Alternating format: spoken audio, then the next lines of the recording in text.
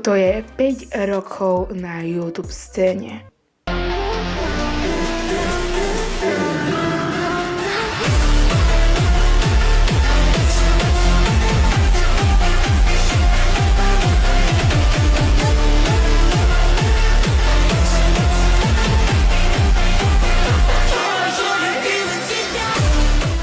Čaute ľudia, ako ste mohli z tohto videa už poznať, tak je to mojich 5 rokov.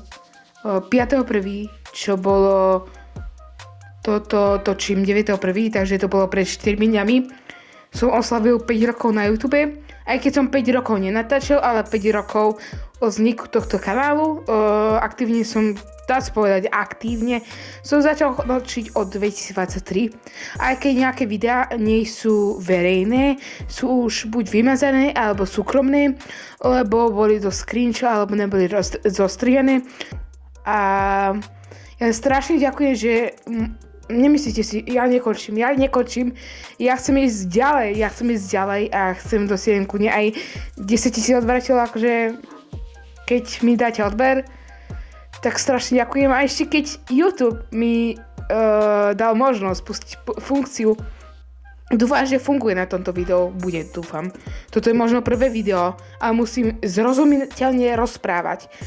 A keď YouTube ohodnotí, že toto je dobré video, tak mi zapne automaticky dubbing, takže keď niekto vidíte zo zahraničia, dobrý deň, toto sa vám preloží vo vašom jazyku, ktorú tu mám, že tu mám lampu.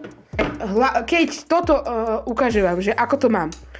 Keď toto, tak kúkajte, tak úplne suché video. Ja, toto svetlo, čo ste videli, tak to som si asi raz za 15 eur vtedy kúpil.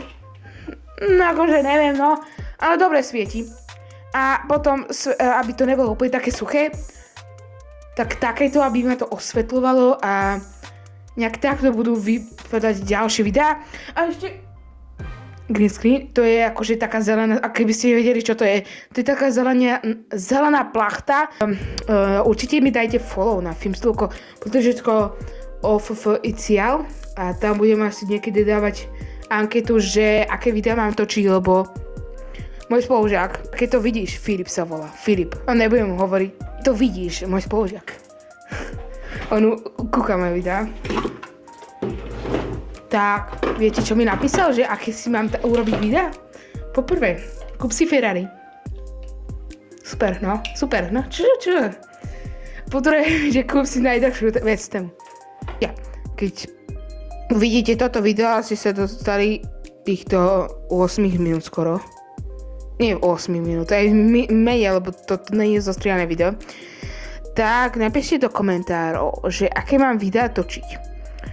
A že či ma napadlo, že by som natočil Omegle.